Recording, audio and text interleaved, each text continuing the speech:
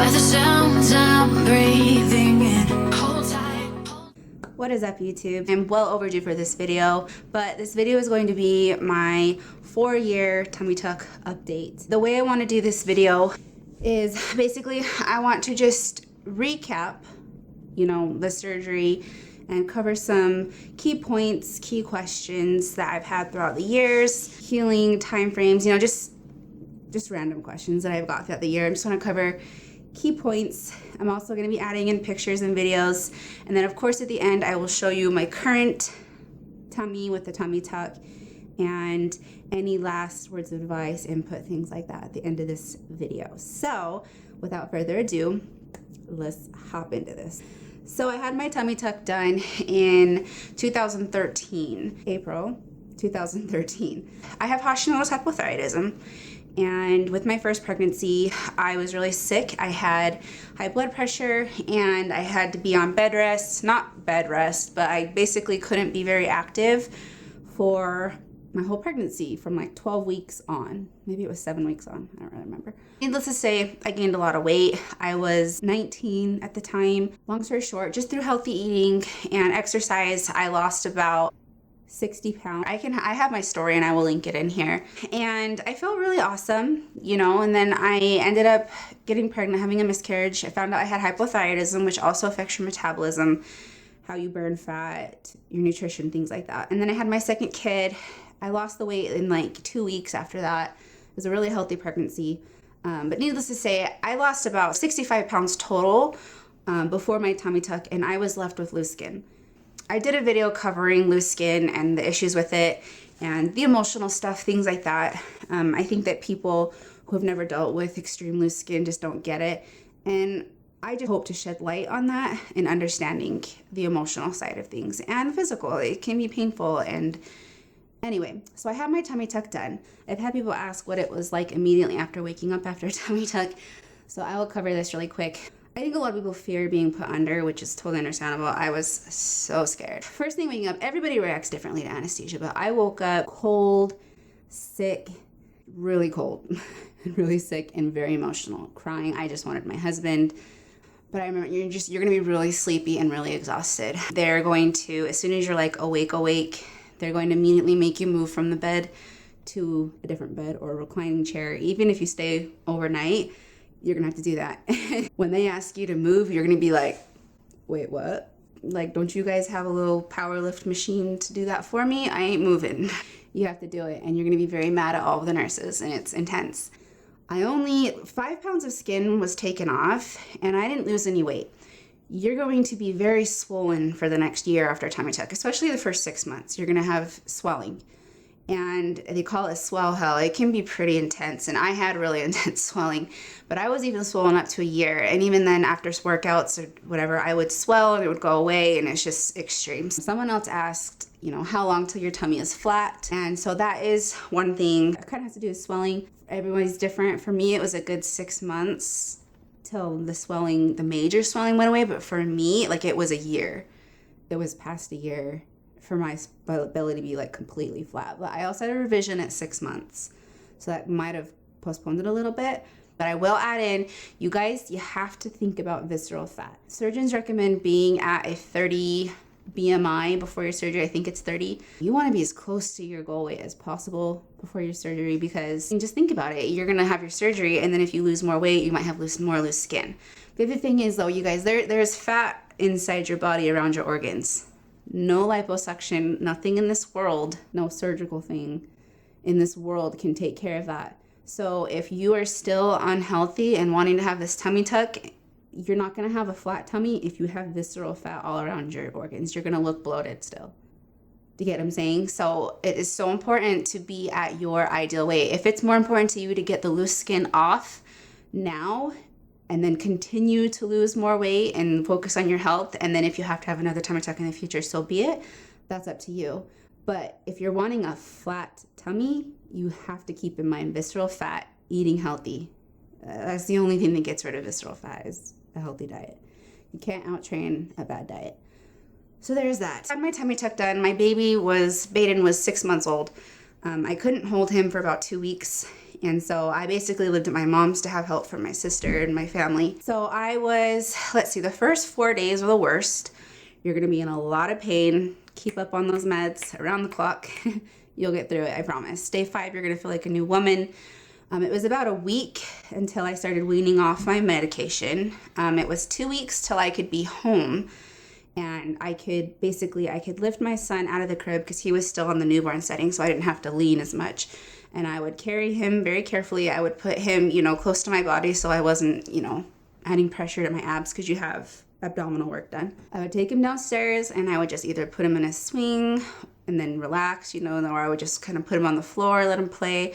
And I was always right there, but basically I would just kind of make do until my husband got home. He basically works nights, so he gets home early in the day and then goes to bed. So it kind of just worked out with my schedule. So that's kind of as far as, kids. My daughter was older. She's very self-sufficient.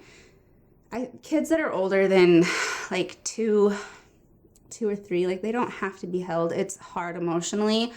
I suggest, just sitting with them, things like that. So there's that. It was a good 4 weeks till I could stand up straight. So I recommend if you are working, even if you have a sit job, it can be really uncomfortable being in that, crunched position. And some people straighten up a lot faster, but I would recommend 4 weeks before you go back to work with anything. Unless you have a very physical job, then you might need longer. Surgeons recommended 6 weeks for working out. I just started back into really light stuff. I had a bicycle, like an exercise bike at my house at the time. So after 6 weeks, I would just sit on that and just do really light cardio. I was sitting, so it wasn't a lot of, intense stuff. I slowly added in lighter weights, just mostly doing upper body. I tried to stay away from ab work and lower body for probably until I was about 6 months post-op. So there's that. I just added in really light stuff. I had a Bowflex at my house as well, so I would just do light, band work basically. And then it was at a year PO that I started doing more weights. I got a membership to the gym and I started working with a personal trainer. I stayed away from ab work for a good year. That's personal preference, up to you. Always listen to your surgeon, get your surgeon's advice.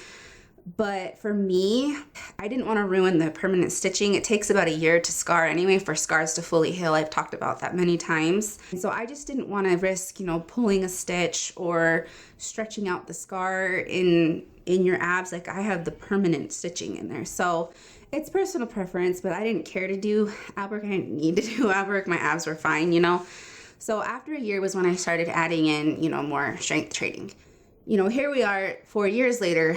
I lift really heavy. I do a lot of weightlifting. That's mostly what I focus on in the gym. I have separate videos on workouts and stuff that I'm currently doing, and I'm going to be adding a lot more fitness into this channel. So make sure you guys subscribe so you don't miss out on things like that. But yeah, but still to this day, I don't focus on abs very much. I don't do intense ab work. You guys, this is all opinions, but I have a very strong opinion that abs are made in the kitchen. Mostly, if it doesn't matter how much ab work you do, your abs will not be showing if you have a layer of fat. And the way to get rid of fat is, through good diet, like cardio, HIIT workouts, and weightlifting. I think it's a combination of all of that. It's very opinionated, personal preference, but that's where I stand on that. So yeah, I don't do a whole lot of ab work, but then again, in my lifting, I do engage my core a lot. I lift pretty heavy. I'm up to about 450 pounds on the leg press, just things like that. Like I lift heavy and you're always engaging your core. So I do throw in ab work here and there just to keep my core strong, but I never do like weighted ab work. I just keep it, simple. Still to this day, things like planks can really irritate my abs. I think it's just that long stretched out. Like I get like a zinging pain in my abs if I overstrain my abs, or if I'm stretching them too much while doing something. Even like runners, mountain climbers on the ground. Anyways, you get the point. So there's that. I think those are the top questions. Childcare, when you can go back to work, and when you can start working out, things like that. Another thing I covered in my last 3-year update is, you guys, you can't expect extreme weight loss from a tummy tuck. And I know that sounds crazy and people are going to be like, that's insane. Like, of course you're going to be skinnier. And yes, you will. But I think people have this idea in their head that when they get the tummy tuck, they're going to have this perfect little hourglass shape, and that that it's just always going to be that way, but that's not the case because you regain weight. I don't care what you say. If you have liposuction done, you can still regain weight there. I've done it. It's 4 years post-op. I have done it. I will put in pictures of how I've fluctuated throughout the years. I have hypothyroidism. Of course, I'm going to fluctuate in my weight. I've always remained eating healthy, clean, working out, but I still fluctuate in weight due to my hypothyroidism. So anyway, those are my main things. I'm going to show you guys my tummy tuck real quick, and then I'm just going to cover any last minute things I want to say about the tummy tuck. We'll go from there. Okay, guys. So here's my tummy 4 years post-op. Obviously, things are going to change. I have gained weight since my first had my surgery. I fluctuate in weight. And I covered this in my last video, and I'll cover this at the end of the video too. But because of that weight fluctuation, my tummy is changed as far as loose skin. I have more loose skin. So when I show you that, just know that that wasn't surgeon error.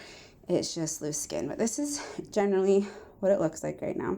So again, it looks pretty bad just because I do have more loose skin. I've always had this right here, that little crease. I have always had that since day one of my surgery, so that might have been surgeon error. I don't really know, but I do plan to get this redone in the future. I don't know when, but I will be going to a different surgeon. I will be going to Dr. James Clayton, who fixed my augmentation that my old surgeon did as well. So, okay, so there you see the scar. I think scar-wise, you know, the scar healed as best as it could for a scar. It is super low. It looks pretty bad. This is all extra skin, you guys. I know I've had people comment saying that extra skin doesn't look like that, like extra skin looks like skin, and that looks like it's just fat and blah, blah. Like, obviously there's fat in there, you guys, but that doesn't mean there isn't loose skin. I have no regrets. It was probably the best decision I ever made in my entire life as far as something for myself. People don't understand the emotional issues with having loose skin and working so hard for your body and still having the deformities and feeling deformed. And that word deformed is so powerful in explaining how you feel with loose skin. You know, body after baby, everyone's body is different. Some people aren't affected as much with pregnancy, but I think a lot of women hide what pregnancy does to their body because they're ashamed, and you shouldn't be ashamed. And if you want to change it, go for it. But if you don't want to change it, that's fine. People have a lot of opinions, but that's just, for me, I can only speak from where I come from, and I just share my story. You know, I represent moms who their body gets wrecked from pregnancy and weight loss and things like that, and that's what I represent. And surgery is very personal. It doesn't matter what your reasoning was for surgery. Some people have surgery and they don't really need surgery. Some people really need this tummy tuck. There's going to be so many opinionated people out there. People, and it hurts, it can hurt, but then again, everyone is in different places in their life. But I will just vaguely put it out there, not that haters actually watch my videos, but if you are watching this video and have negative things to say, just know that you don't know people's lives.